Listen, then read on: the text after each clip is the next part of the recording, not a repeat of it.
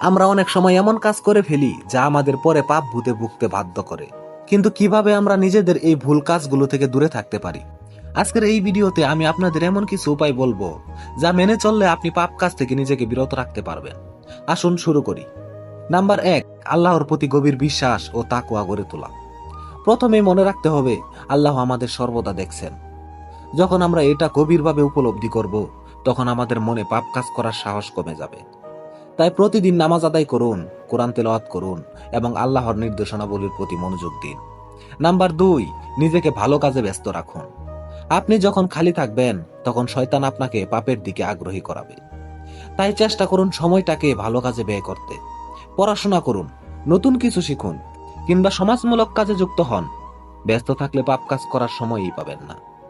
Number 3, ভালো পরিবেশ ও বন্ধু নির্বাচন করুন। যেসব বন্ধু আপনাকে ভালো কাজে উৎসাহিত করবে, তাদের সঙ্গে সময় কাটান। খারাপ বন্ধুদের সঙ্গ ত্যাগ করুন, কারণ তারা আপনাকে ভুল পথে টেনে নিতে পারে। একটি ভালো পরিবেশই আপনাকে ভালো মানুষ হতে সাহায্য করবে। নাম্বার 4, নিজের পাপের জন্য তওবা করুন। যদি কোনো পাপ কাজ করে থাকেন, তবে দেরি না করে আল্লাহর কাছে ক্ষমা চান। তওবা আমাদের হৃদয়কে শুদ্ধ করে এবং পাপ থেকে দূরে থাকার শক্তি যোগায়। প্রতিজ্ঞা করুন আর সেই ভুল কাজ কখনোই করবেন না। নাম্বার 5, দুনিয়ার আসল উদ্দেশ্য মনে রাখুন। এই দুনিয়া ক্ষণস্থায়ী, আমাদের আসল গন্তব্য আখিরাত, যেদিন আল্লাহর সামনে আমাদের প্রত্যেকটি কাজের হিসাব দিতে হবে।